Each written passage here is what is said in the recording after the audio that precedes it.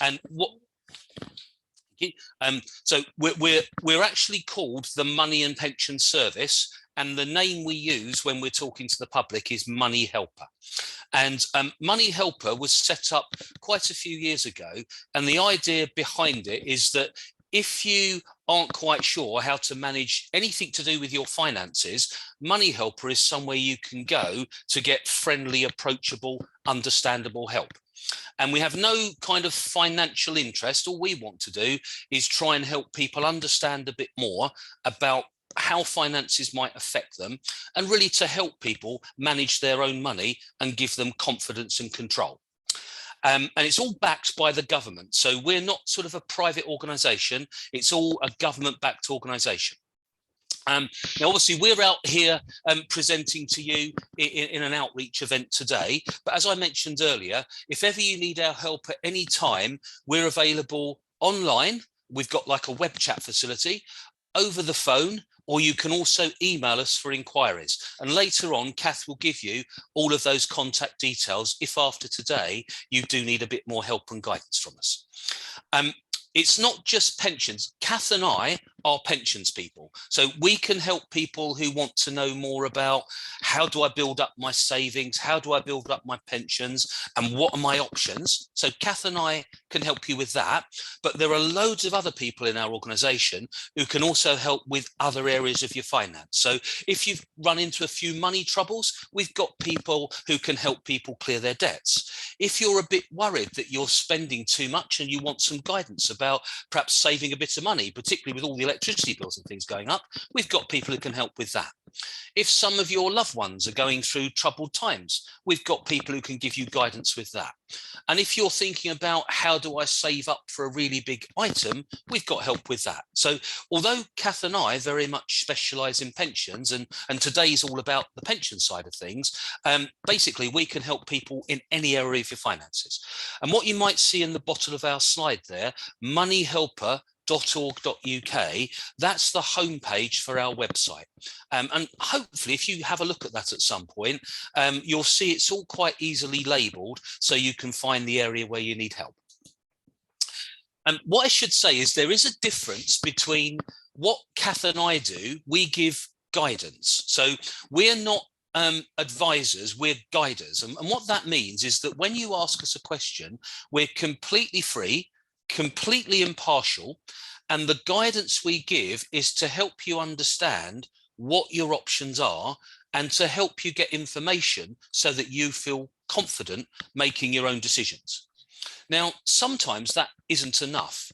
And if you need someone to actually find out a bit more than we can about you and actually tell you what to do rather than just explain what you can do, that sort of advice is actually advice. And if you want legal advice, you'd probably need to see a solicitor for that. And if you want financial advice, people who give financial advice are regulated by a watchdog called the Financial Conduct Authority. And that means that when they advise you, they are obliged to give you good advice. And if you use an advisor who's regulated by the Financial Conduct Authority and they give you bad advice, you've got some sort of consumer protection. So if you need advice for a financial advisor, on our website, you'll see the link at the bottom of that slide. We've created a directory. And what you can do, if you live in Croydon, although I know you all like talking to people in Canada, if you want financial advice, you'd probably want someone who lives near Croydon. So what you can do with that directory is you can put in your postcode. And if you use the directory and put in your postcode, you can arrange the advisors so you get all the ones local to you at the top. If you need legal advice, then there's a similar kind of directory on the Law Society website. So if any of you needs that and doesn't want to sort of go onto the Moneyhelper website, if you ask Lisa for a copy of these slides, she'll be able to show you. And you can then click on it and it will take you to the directory. So before we get cracking, in a minute, I'm going to sort of hand over to Kath, and she's going to do the first part of the presentation. Then I'm going to do a little bit, and then Kath's going to finish off, saving the best till last, basically. So what we're going to focus on in a minute, the first thing Kath's going to look at for you is most of us look forward to our state pension, and Kath's going to give you a little bit of help and guidance about how much it could be and also how you go about building up the state pension. And the way you do that actually is to build up each year national insurance credits. And Kath will show you, if you've got shortfalls, how you can go about potentially filling in the gaps so you can get a bigger state pension. Now, of course, not all of us have the opportunity to make national insurance contributions throughout our working life. And for some people who don't have a very big state pension, it can be a real problem managing. And so Kath will also give you some help about this top-up benefit. If your state pension isn't quite big enough, you might qualify for something called pension credit, which kind of tops up your state pension. Even when you get the state pension, what you might find is actually, if you can afford to, and if you've still got time left to save, you might want to save up more than just the state pension. And so Kath will then talk to you about ways you can save into a personal pension. And if any of you are still working and you have the choice to join your company's pension, she's also going to tell you about how company automatic enrolment works. For those of you who don't, or for those of you who want to pay in more, we'll also talk about private pensions. And most people don't really like saving money. The reason they save it is because they look forward to spending it. So rather than just tell you how to save, we'll then start changing the presentation to how you can spend it, the different ways you can take a pension. Sadly, all 51 people on this presentation won't be here at some point in the future. And people have this thought that if they've saved into a pension, it just disappears when they die. And I'm delighted to tell you it doesn't. So we'll also show you how you can give instructions to your pension company so that if you die before you've spent your pot, you can say who you want to take it over. Some of you may have stopped working, but you may have other pensions from many years ago, and you may have lost trace with them. And that's a shame, because if you can't find your pensions and they can't find you, you won't get together. So again, we'll tell you some tips and places to go if you think you've got a pension and you need some help finding it. Don't know if your group has ever sort of talked about this in your group, but unfortunately, not everyone is as nice and friendly and helpful and genuine as Kath or me. There are, unfortunately, a growing number of scammers who find lots of different ways to contact people. And we're going to help you identify the sorts of things scammers say to help you spot them so you can avoid them. And then as we come near the end of the session, Kath will then finish off and perhaps give you all a little checklist, a set of ideas, a set of things you could do if you want to do a bit more about your pension. And she'll then give you the next steps. So that's kind of a little bit of background to the session. I'm now going to hand over to Kath, who will take you forward. And Kath will now do the sort of Sir Chris Whitty thing where she'll say, "Next slide, please, Brian," every time she needs me to do something. Okay, thank you. So if we could go on to that next slide then. And really, we tend not to think too much about how much income we're going to have in retirement, strangely enough, and how much we need. But it is true to say that starting early is ideal, because it's easier to pay a little bit into a pension over many years than pay a lot in just over a few years. But on the other hand, it's never too late to start saving. And saving even a small amount of money can be a great help when you do get to retirement. I mean, you could use that money as a rainy day fund to get your debts paid off, or as a little bit extra to pay for life's luxuries. So whether you're sort of paying into a pension early in life, or as I think everyone on this Zoom call is today, heading towards retirement, it's not too late to start paying into a pension. So if you even build up, as a small sum of money, that's going to be of help to you at a point perhaps when you're not able to earn anything extra. So next slide, please. So research has been carried out to estimate what income someone might need to live on during retirement. And of course, as the slate's showing, it's going to be more expensive in London and the southeast than somewhere like Bradford. But these estimates are really very much general estimates, and it's really a personal choice, and depending on your situation, how much you're going to need. So it's going to depend, for example, whether you're paying rent or whether you have a home of your own that you don't need to pay for anymore, and what kind of lifestyle you're aiming at. So, people will often ask, how much do I need in retirement? Well, it depends entirely what you want to do in your retirement. So if you plan a retirement where you want to sit in the garden with a good book, or take the dog for a walk, spend time with friends, visiting family, then that's not going to cost too much. However, if your idea of retirement is cruises and golfing holidays and traveling the world and London theatres, then that's going to be more expensive and you're going to need more money to do that. So how much you need is very much a personal thing. So thinking about what your income and outgoings are at the moment and how these are likely to change when you retire is a really useful exercise. And we have some tools on our website to help with this, including a budgeting tool, so you can see where your money is going, and a worksheet that you can use to list your income and your bills now and compare that with what you might expect to be receiving and paying out in retirement. And there's also a pension calculator on there where you can enter details of your pensions to see how much you might have to live on when you retire. So add them all together and it will include the state pension in there. So if we go on to the state pension now, Brian. So at the moment, the full new state pension is currently £179.60 a week, or £9,339 a year. That increases each year with inflation. You might be aware that there was a bit of a kerfuffle this year based on the calculation they wanted to do, but it does increase each year in line with inflation, average earnings, and a minimum of 2.5%. So by the time you get to retirement, it will be higher than that, but it should be sort of equivalent in today's terms.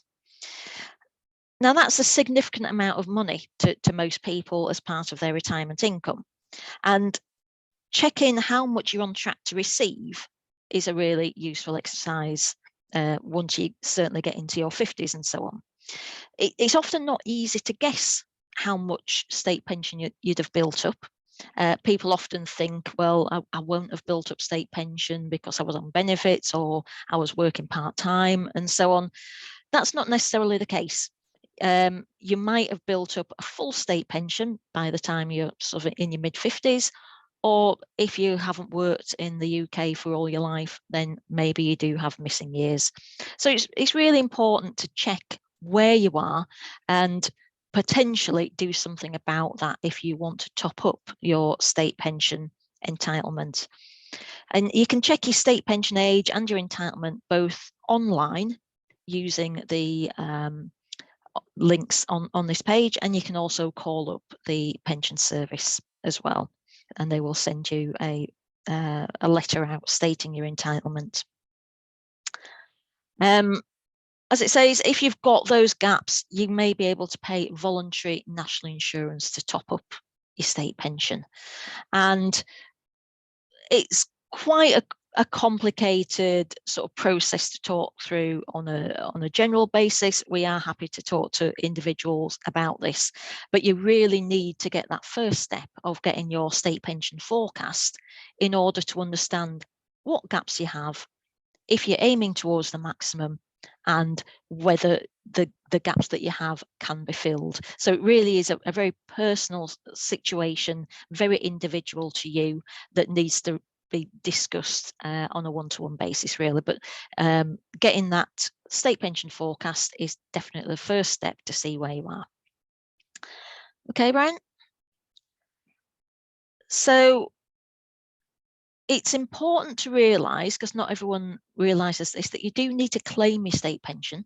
It's not automatically paid to you when you get to state pension age. And even if you're already receiving state benefits such as job seekers allowance, employment support allowance, universal credit, will all stop at state pension age, but it is important that you would need to pay, you would need to claim your state pension.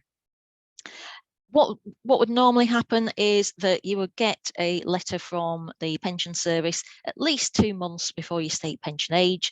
That gives you a unique reference number that you can use to make a claim. Apparently, it's really quick to claim online. So if you've got a fairly straightforward situation, you've got your unique reference number, you can go online and claim your state pension within a few minutes, and they can do security checks and so on online as well. If you want to claim a state pension by post, you can do that as well, and you'd need to request a paper form from the pension service. The state pension is paid 4 weekly in arrears, and your first payment would normally be paid between 3 and 5 weeks of your state pension age. So if your birthday was the middle of February, you would expect to get your first payment sometime by the end of March, and you would get it every 4 weeks after that. So it is paid on a 4 weekly basis rather than a monthly basis. Okay, Brian? With the national insurance credits, I mentioned briefly that it's not necessarily easy to guess what your state pension entitlement is. And that's because you often are receiving credits towards your state pension, perhaps without realising it. So if you are earning at least £9,568 a year, £797 a month, you will be paying some national insurance, and that goes towards credits for your state pension. However, even if you're only earning £6,240 a year, so that could be, quite a small part-time job, you would be getting credits towards your state pension at that time, even though you're not actually physically paying any contributions. So you only need to be working a relatively small amount in order to get a full year's contributions towards your state pension. And also, you do get credits towards your state pension when you're receiving certain benefits, such as employment and support allowance, universal credit, job seekers allowance, working tax credit, carers allowance, and also child benefit is a big one. So if you have taken time out of work to care for a child, you will receive credits towards your state pension until that child is 12 years old, until your youngest child is 12 years old. So lots of different ways you can get those national insurance credits. And important, again, to check your state pension forecast to see where you are with that and see whether you need to pay any voluntary contributions. Now, pension credit is a top-up benefit for people over pension age who are on a low income or maybe have an extra needs during retirement. So there's probably about 1 million people who are entitled to pension credit who don't claim it. That's a million people could be getting more help than they are doing at the moment. And so it's really important, if you are on a low income, do put in the claim for pension credit. Not only can it provide extra income directly, but it also acts as a passport benefit for other help, such as housing benefit, free TV license, free dental treatment, and help from all sorts of private organisations like the PDSA to get free veterinary treatment. All those sorts of things work on eligibility to pension credit in the same way as they work with eligibility to universal credit. So there is a calculator on the government's website where you can go online and check your entitlement to pension credit there. Really worth doing. And as with universal credit and income support in the past, if you have disabilities, if you've got caring responsibilities and so on, that can increase your entitlement to pension credit. And with pension credit, you can have savings of over £10,000 and still qualify for benefit. So really worth checking. Okay, so I'll hand you back to Brian now for a bit more information about private pensions. Thank you, Kath. Actually, although I said we wouldn't take questions as we go along, that sort of end of that section is kind of the end of the benefits and the state benefit side of things. If anybody does want to ask a question about what Kath's just said now, rather than making you wait to the end and remember it, I don't mind sort of having a couple of minutes if we want, if anyone does need to ask a question. If I don't hear anything, then I'll just carry on. But I'll give it sort of a little while, just in case anyone's got any questions about that side of things. I think, Sabrina, you've got a question. Do you want to unmute yourself? And if we can answer it, Kath and I will try to answer it for you. Hi, sorry. Just with when you've got private pensions and the state pensions all wrapped up together, does that mean you will be getting payments from all the separate places? Yes. So your state pension will be paid by a part of the Department of Work and Pensions called TPS, the Pension Service. So generally, the sort of the state benefits, so state pension, pension credit, things like that, would be paid by the Pension Service. And then any private pensions you have, if you keep them separate, each separate private pension company would pay you separately. But what some people do, as we'll describe later, is some people decide to bring everything together, but you'd still get a separate payment from that private pension, and that would be separate from your state pension. Yeah? Does that answer your question, Sabrina? Yeah. We got a question, Brian, in the chat about child benefit coming in a single parent's name. So what happens to the husband when it's in the wife's name? So yes, as you say, historically and traditionally, the child benefit would go to the mother of the child, but it can go to the father and it can go to grandparents as well. So, for example, in a situation where dad is staying at home and looking after the children and mum is out working, then the child benefit can go to the dad and the dad would get the tax credits. If mum and dad are both gone back to work and they've got grandparents helping with childcare, then the grandparents can actually claim that child benefit and get the credits that way. So the credits can be allocated to whoever needs them, as long as they're the ones that are looking after the child. So it doesn't have to go to the mother. You can choose who that goes to and who gets the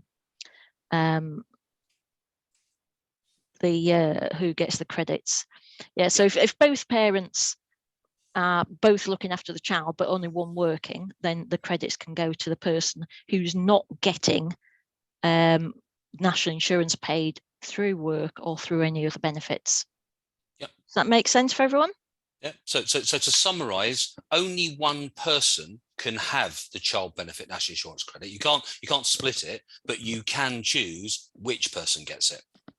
That's the key thing. So you can't give half to one and half to another. Only one person gets the NI credit for the child benefit, but you can choose who gets it, as long as Kath says they are actually the one looking after the child. There are a couple of questions about combining pensions from Maeve and also from JJ. I'm going to do a little session now on private pensions. What I'll do is I'll try and kind of discuss the answer to your questions. Just so everyone knows, the questions are about, can I combine private pensions together and how do I do it? If I haven't answered it by the end, what I'll do before I hand over to Kath again, Kath and I will just have another look in the chat box just for the private pension section to see if we've got any leftover questions. Is that okay for Maeve and JJ if we do that? Okay, so on to sort of the private pension side. I think the first thing is that a lot of us think, well, what's the point of saving into a private or workplace pension when I've got a state pension anyway? And as Kath said, everyone has got different needs, haven't they? But even if you think the state pension's going to be enough for you, and for many people it isn't, even if it is enough, you can't claim it until you're either 66, 67 or 68. And some of us, if you're anything like me, get worn out a bit younger than that. And we can't claim the state pension any younger than our state pension age. So I know I only look a mere lad of 35, but I'm actually 60 in February. I can't claim my state pension until I'm 67. So if I did want to retire from work, and I don't because I love it, but if I did want to stop working now, I'd have to fund my own retirement. And a private pension can be taken much earlier than your state pension. So if I didn't like my job, I could use, if I had a private pension, I could use that to fund me between now and my 67th birthday. So that's one use for it. Why do people save in pensions rather than in the bank or the post office or the building society or stocks and shares or ISAs? Well, one of the things to be aware of is when you pay into a private pension, as well as the money that you pay in, even if you're not a taxpayer, the government can give the pension company you pay into tax relief. So what actually happens when you pay into a pension is the pension company you pay into will claim an extra 25p for every pound you pay in to add to your pension. If you work for an employer, they actually will offer a workplace pension. And if they offer a workplace pension and allow you to join, not only could you get help from the government with tax relief, but your employer will usually pay into your pot as well. That's why we call it free money, because if you don't join the scheme, they won't give you any extra. But if you do, they may well pay into your pension for you. So that's why it's worth considering. You might want to have more money when you're 67 or 66 or 68 than the state pension will give you. That's one reason. But also, you might want to start taking your pension before 66 or 67 or 68. And the pension, the private pension, could be your little pot of money. If you do decide to take the pension, I'm going to explain in a minute, when you do come to take your pension out, with private pensions, there's a lot more choice than there ever used to be. In the old days, I'm talking sort of 25, 30 years ago, when perhaps we started taking pensions out, the idea was that you paid into a pot, the government gave you tax relief, and when you got to the end, you only had two options. You could either use all the money to buy an income for life, a bit like the state pension, or you could take 25% tax-free and then the rest bought a smaller income for life. There are now a lot more choices, but you can still take up to 25% of whatever you've saved completely tax-free. And you might remember I said a little bit earlier that you can leave the pension money that you haven't spent yourself to other people if you die before you spent it. If you do that, you can actually leave that money, and normally it's not part of your estate. Now, if you live in London or Croydon, you may well find that if you do own your house, the value of your house in London is so much that there isn't any spare allowance left for you to leave your money without your relatives having to pay inheritance tax. And if you're worried about that, the money you've got in a pension that you haven't taken could be left to those relatives or friends or whoever without having to pay inheritance tax. So I'm not suggesting people invest in a pension to provide money for their loved ones, but that is a little side effect that's quite beneficial. And I did mention earlier that if you are still working and you have an employer, it could be a really good idea to enroll into their pension scheme. Now, if you're not yet state pension age and you're over 22, and if you earn the equivalent of at least £10,000 a year, your employer will automatically put you into their pension scheme. But if you earn less than 10,000, but more than 6,240 a year, you can ask to go into the pension scheme. And if you ask, they will say yes, and they will pay in for you. And if you earn a very small amount, they won't pay in for you, but you can still ask to join it and you can still get the tax relief. This changed round about 9 or 10 years ago. Until 2012, you were invited to join a pension scheme, and it was all very complicated. You had to fill in loads of forms. Now, You're just automatically put into the scheme if you're young or old enough and if you earn enough. If you do get put into a scheme, I totally understand that for some of us, it's all very well planning for when we stop work, but for some of us, we got to pay today's bills. And if you can't afford to stay in the scheme, you can always stop paying in anymore. And if you cancel it early enough, you can move yourself out of the scheme. Just so you're aware, your employer isn't being rude if they then put you back in the scheme. Because if you're still under state pension age and you still earn more than 10,000 a year and you're still out of the scheme, every 3 years they have to put you back in. Because for most people, it's a good idea. If they did do that, you'd still have the option to opt out again. And I think there's a couple of key things. It's generally for most people a good idea to stay in the scheme. And if you don't meet the conditions to be automatically enrolled, but you like the sound of it, as long as you're under age 75, you can still ask your employer if they'll put you in anyway. So if there are any of you who still want to try and save up for their pension and you're still working, do ask your employer what pension do you offer if you're not already in it. Why can a workplace pension be good? It's kind of what I said. If you want to save for when you stop working, you can do it in the bank, you can put it under the bed, you can invest in things, you can buy a house, you can save in an ISA, you can save in a pension. And all of those could be appropriate for different people. But why is it possibly a good idea to at least join your workplace pension? Well, what we've done, we've used round numbers. So we've pretended that someone earns £24,000 a year, and that makes their salary before tax £2,000 a month. Now, if you join your workplace pension scheme, the way it works in most schemes, and different employers have different options, but the standard way it works is you pay 4% of your salary each month into a pension. So in the purple box in the middle, that's the £80. That's 4% of 2,000. The other 1% of your salary is tax relief. So the pension company claims the £20 and adds it to your pension. The £60 a month in the purple box at the bottom is the employer's 3% contribution. So if you add those three up, on the left-hand side where you can see the funnel, you can see the three balls. You've got the tax relief, employer's contribution, and your contribution. And if you add all that up, it's £160 a month. And as you can see on the slide, I hope, it says example with 3% employer contribution, 5% employee.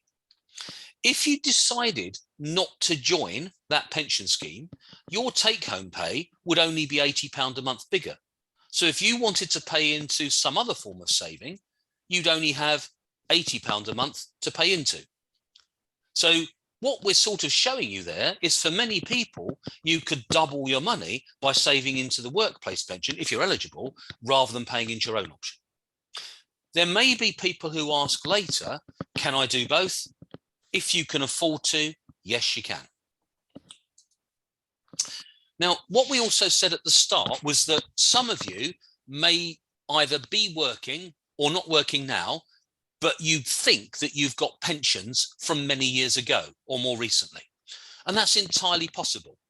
So what I've done is given you an explanation of the sort of the modern pension where you pay in and you invest into pensions. That's the right-hand side of the slide. A defined contribution pension is the type of pension where you and possibly an employer pays into a pension, they invest it for you, and the idea is you build up a pot of money held inside a pension. So that's the right-hand side of the slide that I've been talking about. And what usually happens is when you are 55 or older, and I know we call ourselves the Young at Heart Club, but I believe most of us here are over 55, including me. So once you're over 55, you can take up to 25% of what you've saved in your pension pot, and you can take that out completely tax-free. And then with the other 75%, you can then choose whether to leave it there, buy a guaranteed income, a bit like the state pension, or just take it as and when you want it. There's a wide range of flexible options, as long as you're over 55. And if you can see the slide, you might see an asterisk there.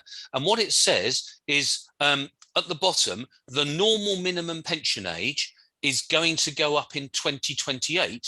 So if you're not already 55 by then, the new minimum age will be 57. And that link, if you ask Lisa for the slides, find out more about these kind of pensions here. If you get the slide deck from her and click on it, it will take you to our webpage where you can find more information. Now, again, what we're looking at, and Kath will touch on this a bit later, is we're saying, well, what other pension schemes might I have? Now, if many years ago you worked for a big private company, or maybe you've worked for the government or the council or the police or the ambulance or the NHS, you might have belonged to a company pension scheme called defined benefit. Now, that's very different to the pension we've been talking about. And in fact, if you still work for the government or the local authority, you might still be in a scheme like the one on the left-hand side, defined benefit. That type of pension does not build up a pot of money. Instead, each year you work, based on the number of years you've been there and the salary you've earned each year, you built up a guaranteed income. So the more you earn and the more years you work, the higher you'll get when you take the pension from that benefit. And what that does, it doesn't give you a pot of money. As you can see in the second bullet point, it pays a regular pension income for however short or long a life you live. And there's usually death benefits if you've got a husband or children as well. And just like the other type of pension, rather than taking all of your pension as a lump sum, as an income, you can give up some of it, take a smaller income and have a tax-free lump sum. And again, normally that can be reached by 55 onwards. So they're the two types of schemes that you could have.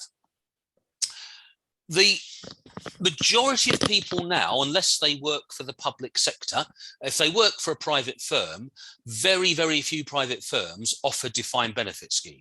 The vast majority offer these private pensions, these big pots of money if you save up hard enough. DC stands for defined contribution. And it's the pot of money. So what I've tried to explain is a little bit about how you can save up in a pension, but the fun bit, it's like driving a car. It's not fun to drive a car. It's fun when you get out of the car and go to the beach. So I've just given you the car journey and how you can get extra help with your petrol. But when you get out at the other end, this is how you can start to dip into your pension pot. One thing, if you've already got other savings and you've stopped work, but you've got enough money not to touch your pension yet, there's nothing to stop you leaving your pot for when you do need it later, if you can afford to. You don't have to take it just because they write and say it's time for your pension. For the vast majority of us, when we do stop work, we do need to take our pension. And there's a variety of different ways you can take it. If you're the kind of person who would rather know exactly what they're getting each month, and whatever that is, they'd like to budget it, option 2, you can get a guaranteed retirement income called an annuity. And that's where you give your pension pot to an insurance company to buy an annuity. That's the name of a guaranteed income. And if you only want it for a short period of time, maybe to tide you over between now and when you reach state pension age, you can buy a short-term income and then it will stop. But if you like the idea of an income for the rest of your life, that's called a lifetime income. And if you choose that one, if you live a lot longer than they think you will, they've still got to pay you whatever they've promised you. And for those of you, if you think, I like the idea of that, but I want some tax-free cash, instead of using the whole pot to buy an annuity, you can take up to a quarter of it to give you some tax-free cash. Obviously, if you do that, you won't then have so much income for the rest of your life. So that's the guaranteed option. The next options are basically flexible. So it's not guaranteed that your pot will last as long as you do. You could do option 3, get a flexible retirement income. And in essence, what that involves, it allows you to take all of the tax-free cash on that pot out up front, spend it when you want, and you leave the other 3/4 there in what's called drawdown. You then decide how much and when and how often you want to make withdrawals. And in the meantime, your money's invested. So if you're very careful and responsible, you may find that your pension pot lasts as long as you do. But if you take loads out and it doesn't do so well, you may find a dilemma that you've only got your state pension to fall back on. So this flexibility option isn't perfect. It's not, if there was one perfect option, there'd only be one option. A different way of taking your pension a bit at a time is option 4, taking your pension as a number of lump sums. If you take a part of your pension, what happens is, let's pretend you had a pot of £40,000 and you decided to take a lump sum of £12,000 out. The other 28,000 would stay there. When you take just the 12,000 as a lump, you get 25% of that lump, 3,000, and the other 9,000 is taxable. The other 30,000 is still growing for you to take later. So you're saving some of your tax-free cash for later. That's called a number of lump sums. If you had a whole pot of £40,000, option 5, you could cash it all in. If you cashed in a pot of 40,000 all in one go, 25% of it, 10,000, will be tax-free. The other 30,000 would be subject to income tax before it's paid to you. So you it all, but taking a big pot all in one go could leave you with a big tax bill. And the last option says that if you like the sound of all of those options, you can pick and mix. So if you like the idea of some guaranteed income to pay your council tax, you could use some of your pot to buy an annuity, and then you could leave the rest of the pot to be more flexibly withdrawn. So that's all mixing the options mean. So it's no longer true to think that you save your money, give it to a pension company, and then they tell you how you want it. It's the other way around. You've got all these options for you to choose when you get to the fun bit. But to have any fun, you need to have enough money saved up so you can spend it. And just to clarify, what happens to your pension when you die? Nothing. So if that pot of money, let's say £50,000, was in your pension and you died before you took it, you hopefully will have let the pension company you've saved with who your beneficiary is. Let them know. And each company will have what they call a nomination form, so that whilst you're alive, you can say to the pension company, please leave my pension to the following person or the following people. You can split it up. And as long as you filled that in the right way, they're not bound to honour your request, but they'd have to have a good reason why they wouldn't. Now, if you do die, let's go back to that pot of 40,000. If you were alive and you took 40,000 out when you were alive, you would pay tax on 30,000 of it and no tax on the other 10,000. If you died before you were 75, all £40,000 could be paid completely free of income tax to your relatives. So don't show your children this presentation. If you die after you're 75, they'll still get the 40,000. But if you die after your 75th birthday, they will have that money treated as income and they'll pay income tax on all of it. So it's simply not true to say that pensions disappear when you do. Now, for those of you who are still able to pay into a pension, just to remind you, there are 3 main ways that you could carry on saving into a pension. If you're working for an employer, as well as paying in what you're already paying in, you could ask them to increase your savings. And very simply, the more you save, the more you'll have in your pot and the more option you've got. And as Kath mentioned earlier, if you want to try and work out how much extra you'll end up with, we've got pension calculators that say, if you pay this much, this is what you might get at the other end. And of course, the more you pay into a pension, the more tax relief you end up with in the pot. If you like the idea of your employer's pension, but you also want a separate pot, just to clarify, since 2001, you are allowed to have a company pension and at the same time pay into a different pension of your own choice. That's been the case for over 20 years now. Used to be wrong, but you can now do it. So if you want to pay into a different pension, there are different types of personal pension. All of them give you tax relief on your contribution. And the types of personal pension, they're called personal pensions, stakeholder pensions, and self-invested personal pensions. They're all different types. That's probably something we could answer if anyone's got a question about what's the difference in a minute. And the last thing, of course, is you do not have, just because Kath and I work for a pension helpline, we're not saying that pensions are the only way to save. Some people might prefer to save up outside a pension. And there are a very wide range of different things you could save and invest in. So bank accounts, building society, post office, savings products, investments, property. Now, Kath and I only do pensions. We don't give investment advice. So if you were interested in looking at what's the best option for you, don't forget, this is one of those areas where you might want to seek help from a regulated financial advisor. And that little link in the bottom of the green box on the right takes you to our financial directory, which I mentioned earlier. So that's kind of an overview. Before I hand over to Kath for the last bit of the presentation, Kath, is there any questions that you think we should be looking at as we go along? There's one that Sabrina's just come up with, which I think can be answered now, which is about getting the tax relief when we pay into the pension, but then paying tax when we take it out. Yeah, good question. So let's say that you pay £100 a month into a pension. What happens is if you are a non-taxpayer, £25 is added.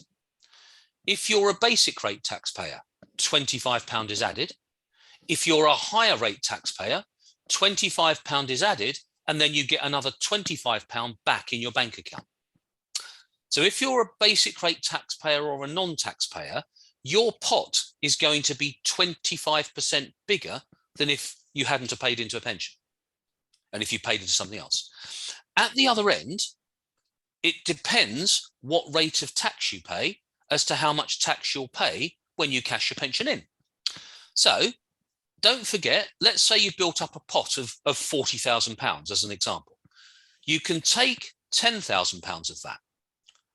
If you decided to take all £30,000 in one go, but you had no other income, 12,570 of that 30,000 would end up being tax-free anyway. So you'd only end up paying 20% income tax on under half of the pot. If you're a basic rate taxpayer already, you'd still only end up paying 20% tax on 3/4 of the pot. So you've had 20% income tax relief going in, but you only pay 15% when you come out. If you're a higher rate taxpayer when you retire, but a non-taxpayer or a basic rate taxpayer when you're working, tell me your secret. You must have just won the lottery. So for most people, it's generally still tax efficient. You get more going in tax relief for most people than you pay when you take it out. So there is still a benefit, Sabrina, in tax terms to pay in more. Okay. And any others that we haven't Elsie's covered? got a hand up. Oh yeah, hello Elsie. Yeah, come off mute and ask a question. Sorry, 2 questions here. Very informative, you're telling me now, but this one bothers me. I get private pension from the council, the borough. Yep. I remember when I was going to retire, I was allowed I live up in 5 years. Yep. I'm still alive.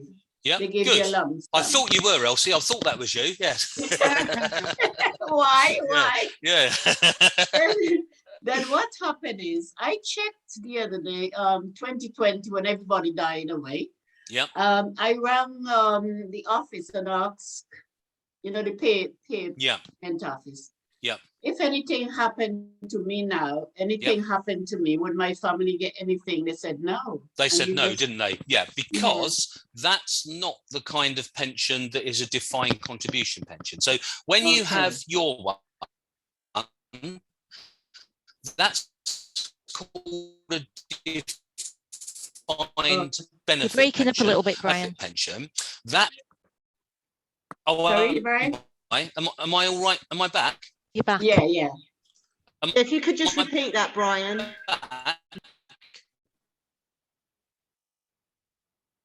Oh, yeah. Sorry, yeah. I think my internet connection went there, Elsie.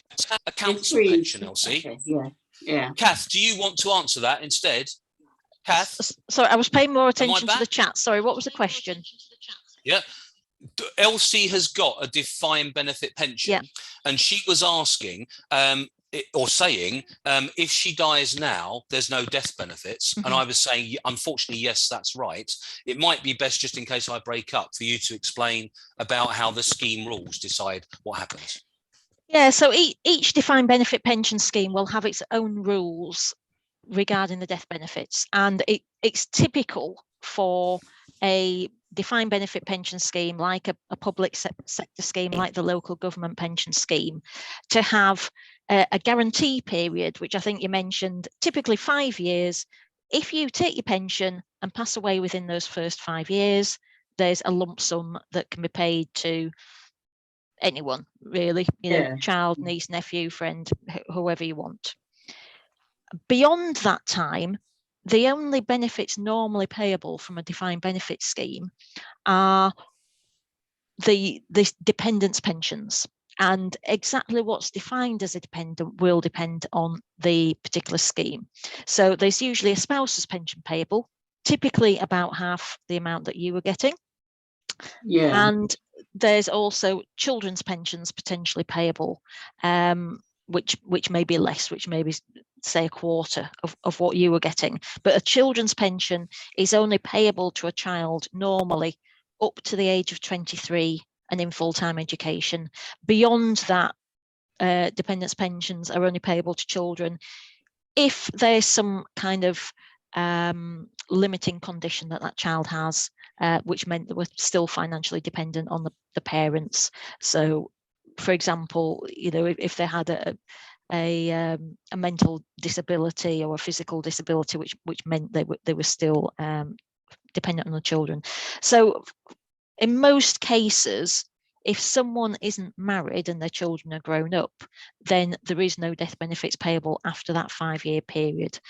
And they made me sign something that my husband will get a pension from mine. Anything happened to me. Yes. So if there's a surviving spouse, normally the spouse would get that spouse's pension. So typically about half of what you are getting, but the exact details depend on the scheme rules. And one of the nice things about that as well, I think people are always pleased with, that if you've taken tax-free cash at retirement, that's not taken into account when they're calculating the spouse's pension. So the spouse would get half of what you would have had if you hadn't taken the tax-free cash. So it can be sometimes rather more than people were expecting. Thank you for that explanation. Okay. Just quickly, but why do I pay tax still? And I used to pay tax before. Well, you don't pay tax on the pension contributions you paid to save into the pension. So because the contribution levels have changed, I don't know what part of your salary you paid in to the local authority, but whatever it was, you most certainly did not pay tax on your pension contribution. Hopefully that answers Bex's question. They were managing it. They were managing it. Yeah, no. But what happens is let's say that you had to pay. I know you didn't have to pay this much, but let's say you had to pay 10% of your salary into the local. It wasn't that much, but just as a round number, Elsie, it would only have cost you 8% if you were a basic rate taxpayer. So you didn't pay tax on that money because the 2% income tax you would have paid for it, you didn't pay that income tax. Instead, it was paid into your pension. So it's not true. It's a misunderstanding that people pay tax on their salary and then they pay back. You do pay tax on your salary, but you don't pay tax on the part of your salary that you use to pay into the pension. Well, thank you for that. That's all right. Another pension credit. You talk about pension credit. My understanding that people who used to pay like 8p per week or per month, they didn't pay their insurance. They're the one who now gets pension credit. It's not about how you paid it. Pension credit is about whether you've got enough in your income to be able to live off the income you've got without claiming state pension. Sorry, state credit. So if your pensions, and this isn't just a state pension, by the way, Elsie, if you've got a state pension of £6,000 a year, but you've got a private pension of £10,000 a year, you ain't getting pension credit. Okay, no, I don't get that. No, I don't get that. No. But if you've got a state pension of £6,000 a year and no other private pension, you may well get a pension. So it's designed, it doesn't just look at the state pension, it looks at people's total income. And for those people whose total income isn't enough, they then get their pension credit to top up, so they've got a little bit more. I think most of us would agree that even if you got £177 a week, that's not really enough to live on in London, but that's kind of what the pension credit limit is if you're a single person. Thank you so much for that. That's all right. I hope everyone's okay that the presentation is lasting longer. The reason for that is, of course, we're taking the questions as we go along. So, although I can see we're kind of quite close to the end, we'd allowed till 4:30 for questions as well. So just to reassure everyone, as long as you can stay, we're sort of on schedule.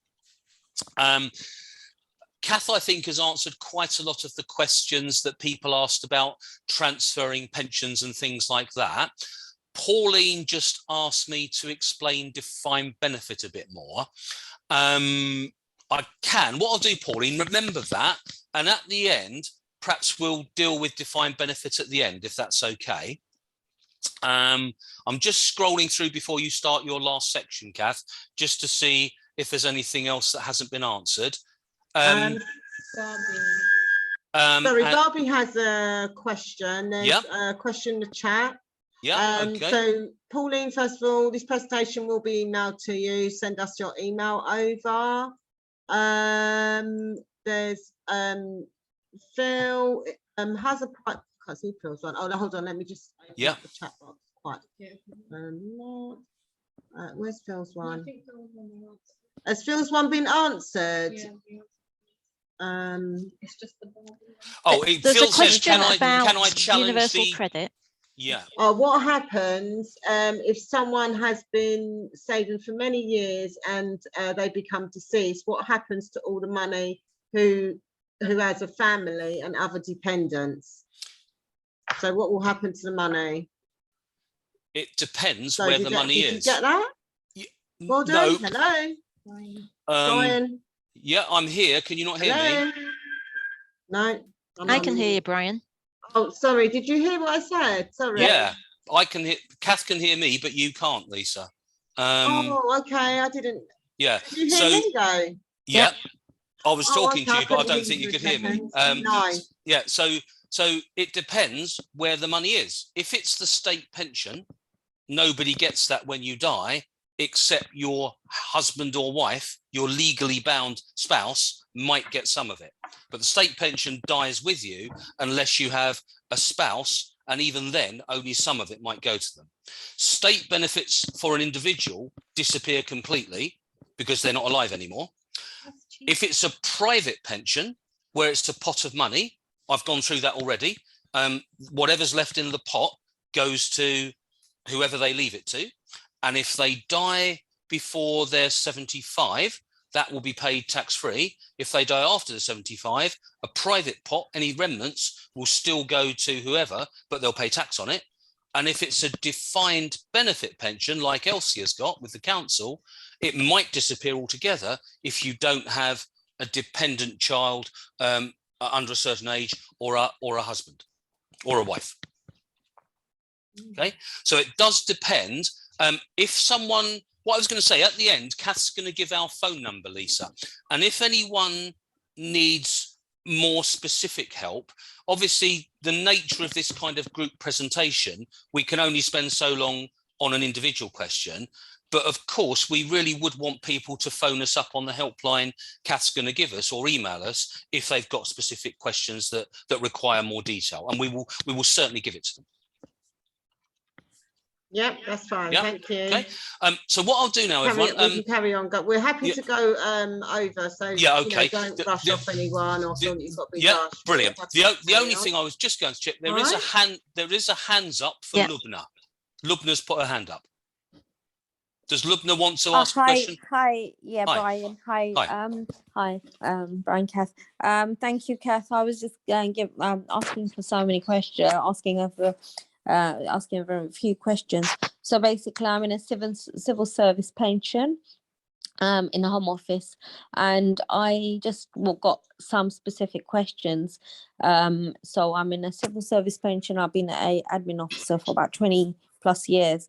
So I just want to know about some of the details that you've given, but I've missed some. So I'm wanting to know to take some money out, and what happens if I've got this private pension in the civil service, and then there'll be my own pension.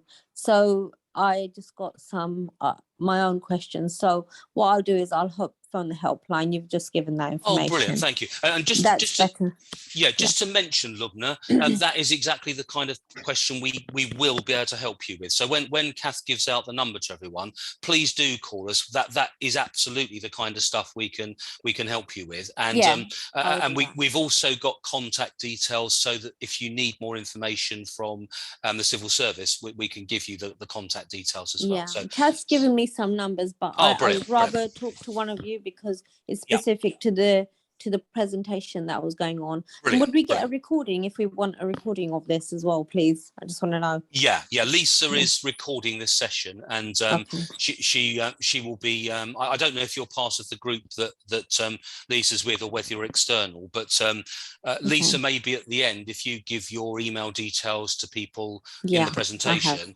Brilliant, fantastic. Thank you. All right. So is there a time? Sorry, Brian. Is there a time that I can call the 0800 number?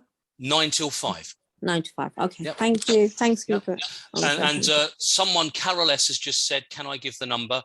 0800 011 3797. Kath's put it in the box, but just in case you didn't see it, our helpline number 0800 011 3797. Oh, great. You got that, Carol. Brilliant. So over to you, Kath. Thank you. Okay, though, just to finish off, there's one question about universal credit and receiving an annuity pension income.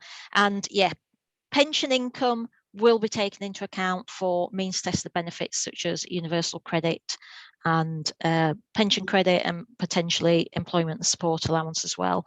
And also, if you take a lump sum out of a pension, then that could be looked at when looking at entitlement for benefits. So it's the sort of thing why it's really a good idea to speak to us before you make those decisions about taking your pensions, because we can look into your particular situation and discuss those things with you before you make any decisions.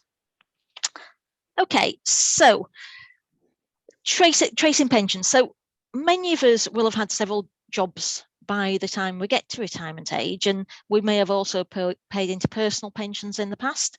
A lot of people back in the 80s or 90s would have used personal pensions to opt out of SERPs. Not many people knew what it meant, but a lot of people did it. So often they then are contacted by a pension company they've completely forgotten about, and they've got sort of £30,000, £40,000 sitting in a pension pot. So many of us will have these old pension pots that we've pretty much forgotten about. Now, a defined contribution pension, so the type where you've got a pot of money, those kind of pension schemes would write to you every year with a statement to tell you how your investment is doing and what your options are and so on. But of course, if you've moved house and not told the pension company, then they may have lost contact. So before you can understand how much you already have for your retirement, before you can start doing that planning, you really need to sort of make contact with all the pension schemes that you've had in the past and find out what you've got. Now, unfortunately, there isn't at the moment a website or a telephone service where you can simply provide your details and get a list of all the pensions that you've ever been a member of and how much they're worth and so on. So that just doesn't exist at the moment. We're hoping that something like that will exist in a couple of years, which will be absolutely fantastic for everyone. But at the moment, it's really a case of using the information that you've got to try and work out what pensions you might have. So what you can do is think about places that you've worked, see whether you've got any old paperwork stashed away about pensions and so on. And we've got a website provided by the government, the Pension Tracing Service. It's not perfect, but what it is a good starting point for trying to identify what pension schemes you might have. So you could put on there, for example, if you think, well, I think I had an old pension with a co-op, you can type in the co-op and see who looks after those pension schemes now. Or if you think, well, I used to work for John Lewis, who looks after that pension scheme. So you can put in your employer details or the details of the personal pension, and the Pension Tracing Service will give you hopefully current information about who's looking after that pension scheme now. So it's a really useful starting place, but it's not perfect. Our website, and we've got links here, provides more information about tracing pensions. And we've got this big pink thing there because it's important to realise that there are companies offering to locate pensions for you, but they only have access to the information that you give them and things like the Pension Tracing Service, which you have access to. So these companies that are offering to take some of your money to look for a pension, they don't have any special powers, any access to any systems where they can just type in your national insurance number and come up with all the pensions. So if anybody offers to do this, or if you see any adverts for this kind of service, we would suggest that you don't interact with those and would look into contacting ourselves or the Pension Tracing Service to look into trying to find any old pensions that you've got. Okay, and that sort of leads us on in a way to pension scams and how to spot them. Brian mentioned scammers a little bit earlier, and they are, of course, out there in every walk of life. It seems like you can't turn around without someone trying to scam you out of your money, trying to get your contact details and your bank details and so on.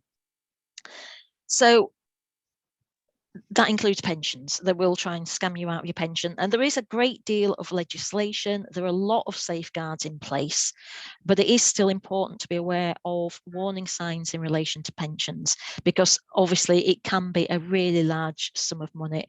And as with any scam, once that money's gone, it's often gone for good. Often you're never going to see a penny of it again. An important thing to know about pensions is that no one is allowed to contact you out of the blue about a pension. So if you get a cold call, then that is not a legitimate company. So that is an organisation that you do not want to have any business with at all. Just put the phone down, don't reply to the email or whatever. Anybody contacting you out of the blue is acting illegally. Now, in order to get round this, what a lot of companies are doing is they'll put an advert on social media or adverts on search engines like Google or Bing to try and get you to enter your personal details to get an annuity quote or to get a free pension review or something like this. And so at that point, you've provided your details, and so they can contact you. So they're getting round that piece of legislation. Now, these companies that you're giving your information to normally wouldn't be regulated by the Financial Conduct Authority, and they will pass your details on to other organisations. So you don't know who they're going to pass that information on to. They may pass it on to perfectly legitimate organisations, but basically by entering your information on these sorts of websites or giving information to people over the phone, you are putting yourself at risk. And if anybody tries to tempt you with fancy sounding investments with a high rate of return or some kind of time limited offers, you've got to get in this now, you know, if you don't do it in the next week, the offer will be gone, this kind of thing, be very, very aware indeed. And it's one of those really that if it sounds too good to be true, it usually is. And if you want to speak to someone about pensions, if you want to have that pension review, then first port of call would be the Moneyhelper Pensions Helpline, and we can talk you through what you want and answer basic questions about your pension. And then the next port of call would be a financial advisor who's regulated by the Financial Conduct Authority, someone that's reputable and not going to try and run away with your hard-earned cash. So next slide, please. So we've talked about a lot today.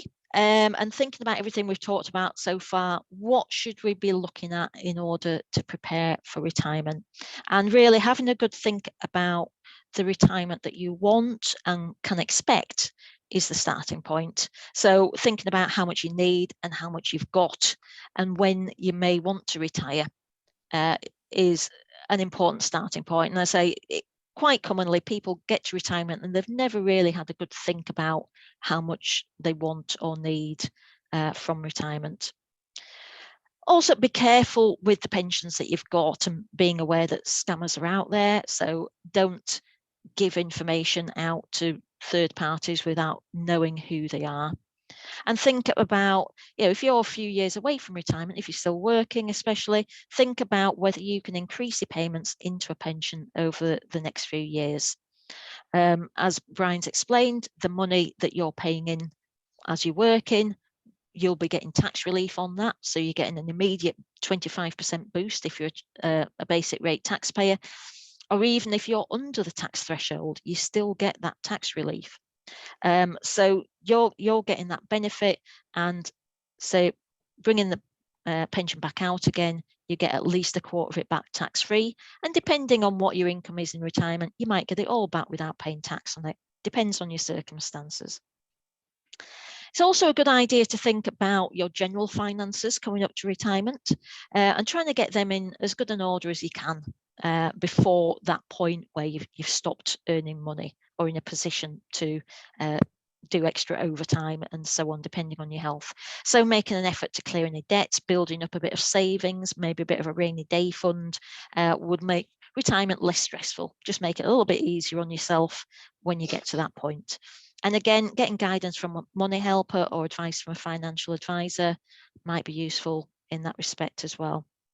And many banks and workplaces are trying to help with financial planning and financial well-being as well now. So that there might be various sources of information and help available to you, but Moneyhelper is a great first step. And I'm not just saying that because I work there, obviously.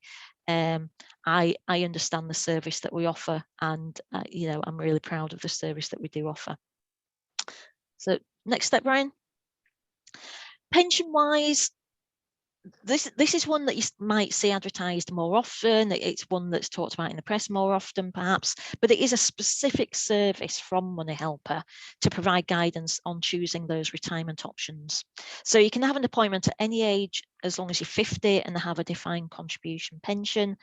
But do be aware that these appointments are specifically about your retirement options, not about other pension queries. So PensionWise isn't there to talk about combining your pensions or paying more into a pension. It's specifically about your retirement options with that defined contribution plan.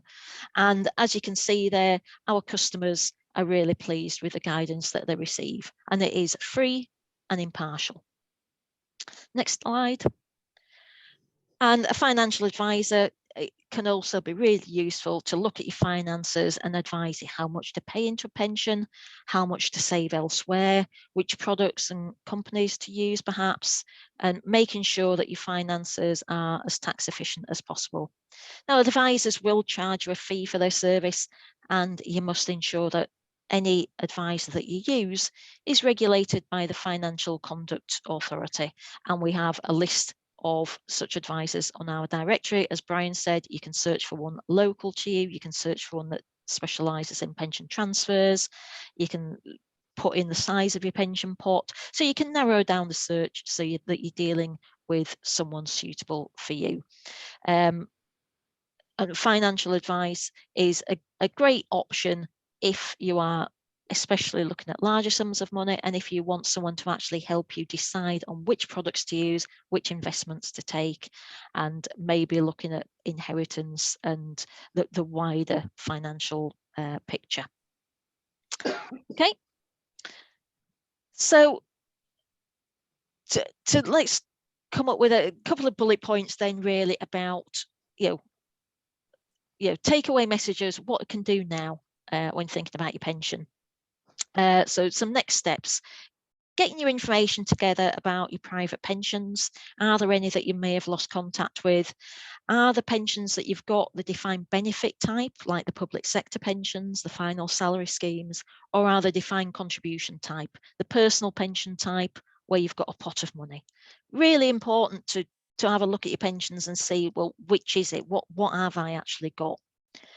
Are the death benefit nominations on each policy up to date? Each pension scheme will have a form to complete to tell the trustees of the scheme who you would like any death benefits payable to. So keep those up to date, especially if your personal life isn't straightforward as having a husband or a wife that you live with. And getting a state pension forecast, really important step as well. That's likely to be a big part of your retirement income. So it may confirm that you're on track to get the full amount, or it may point out gaps that you might have the option to fill with voluntary national insurance contributions.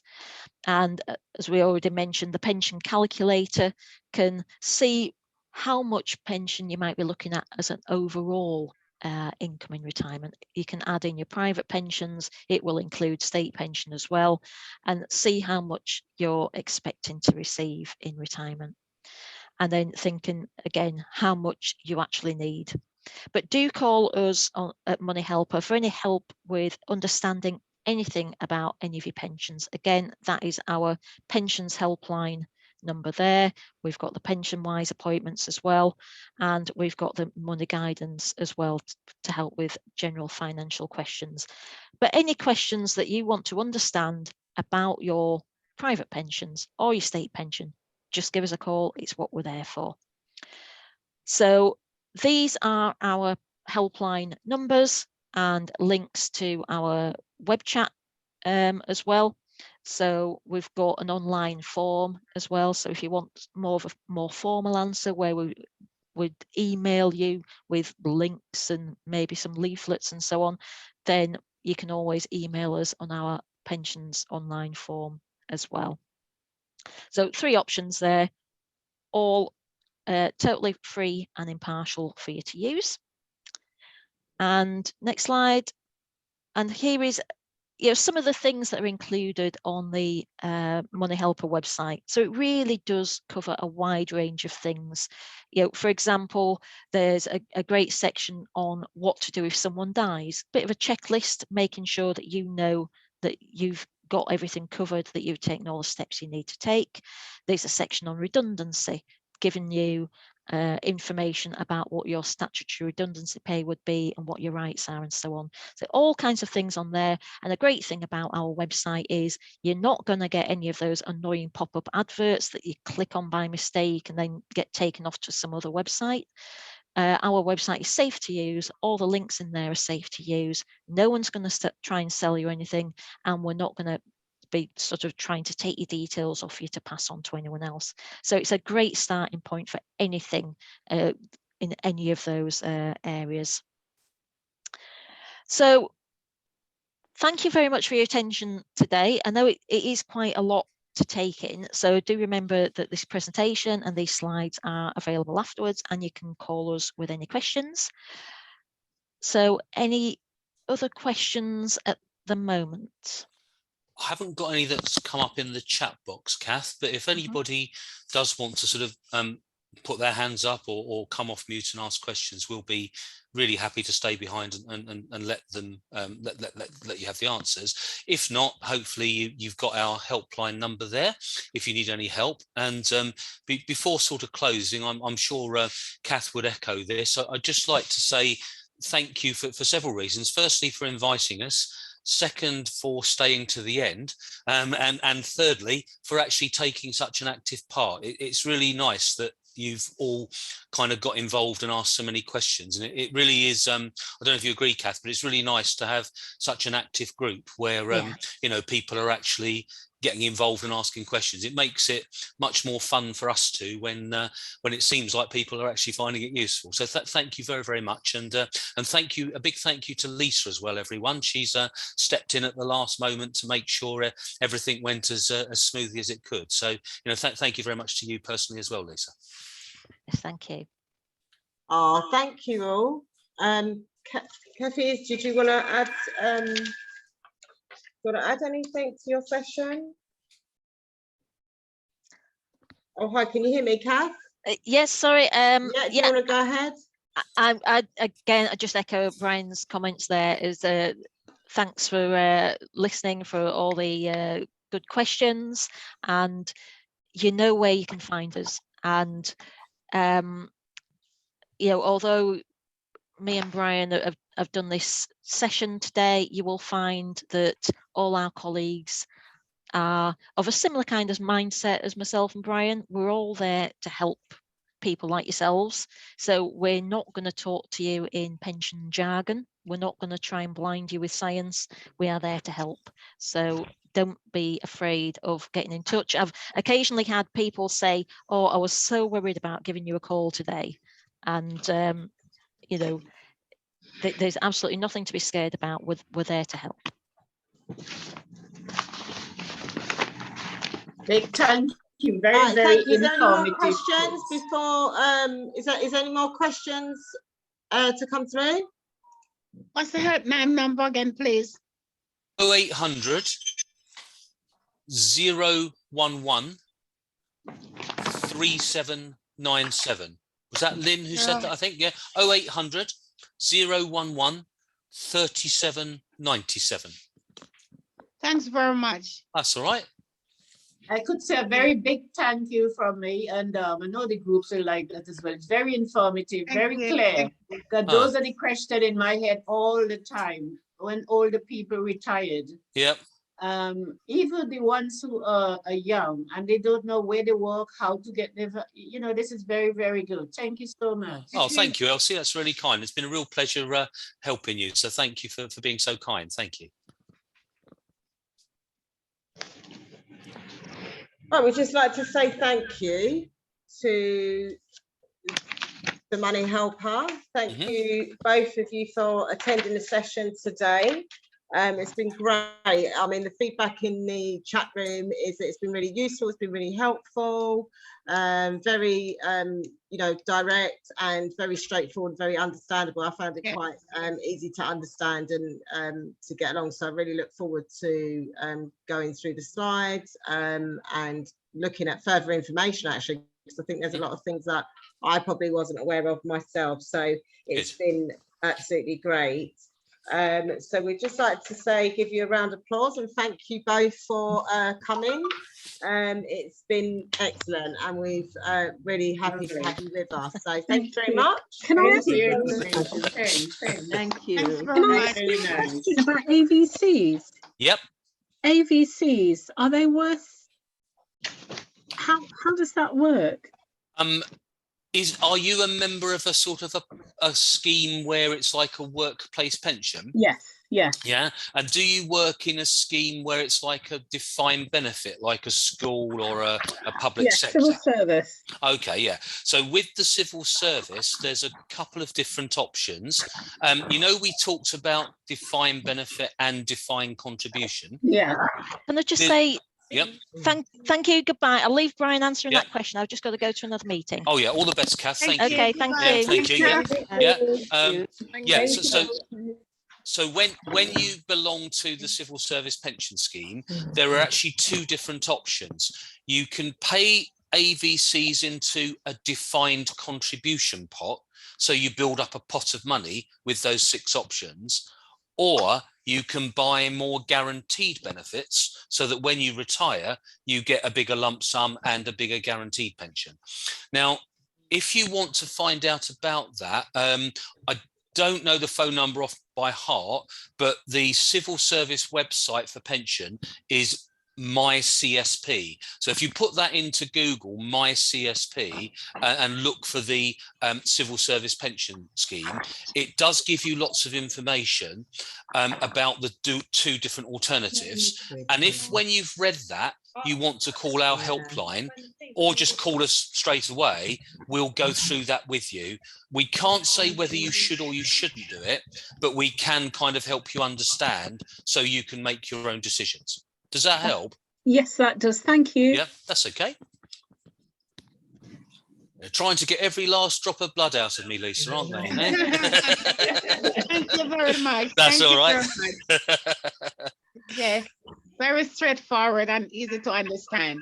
Good, good. Indeed. All right. I just wanted to say also, I'll put this on. I just wanted to say also that we are going to put our Quad and BME YouTube channel into the link, because that's where the recording will go. Okay. So it may not go onto Instagram or Facebook, but it will go onto YouTube, so it'll be available hopefully by the end of the week, Friday. Oh, brilliant! Thank you. That'd be lovely. Yeah, thanks. Thank you. And I'll Lisa, share it into our WhatsApp and you know, via our email as well. We'll have all our social media links. brilliant. And Lisa, this is where I admit I'm not very good at computers on Zoom. When you, I'll email you sort of a little thank you email in a minute. Could you at some point include the YouTube link? Because that might be kind of useful for us as well, just so that we can see how bad we were and watch ourselves back. Brilliant, of course. You are very good. You are very Very good. good. It was very good. Very good. Very good. It's Okay. very good. I mean, we've had over 55 people in the session. Yeah. 58 the most. We've Oh, is it had 58? about Oh, brilliant. 58 people. So it's been a brilliant session. Yeah, very informative. That's So a good, good that's reach good. out, to be honest. Yeah, good, good. Well, and also hopefully, Lisa, you know, other people might want to read it on YouTube as well and get a bit more. So hopefully that will help a few more. And the only other thing, you know, before I probably do need to sort of pop off quite shortly, is just to say, if you do need any sort of further follow-up help for the group, Lisa, get in touch with my colleague, Megan Green, who I think you emailed today. Yeah, Megan's I will do, yeah. she's our kind of outreach specialist who deals with all the external organisations. So if you do need any further help, or you've got some ideas for things, you know, we might be able to help you with, do get in touch with Megan. And even if they're not pensions related, Megan can then get in touch with our kind of Moneyhelper equivalent on the money side as well. Okay, so if all of you have found it useful and there's other subjects, maybe your colleagues can kind of come up with some money suggestions. If there's anything else on those slides that maybe Kath and I can't do, there may be a different specialist who could kind of run a session on a different issue for you. Yeah, great. Yeah. That's Thank you very absolutely much. fantastic. So once again, thank you so much. Thank you Pleasure. to Nadine for doing the social media, Jodine for doing some social media, and Nadine for recording, and also Epiphany that organised pensions, you know, Moneyhelper and the session for pensions, and got it all sort of like started off. So thank you all for coming. Thank you for the attendees today, and I hope you all have a lovely evening. And we will see you for the next sessions. You're all very welcome. Please follow us on social media. Bye. All right, you're welcome. Take care. Thank you. Bye bye. Thank you. Bye, Martha.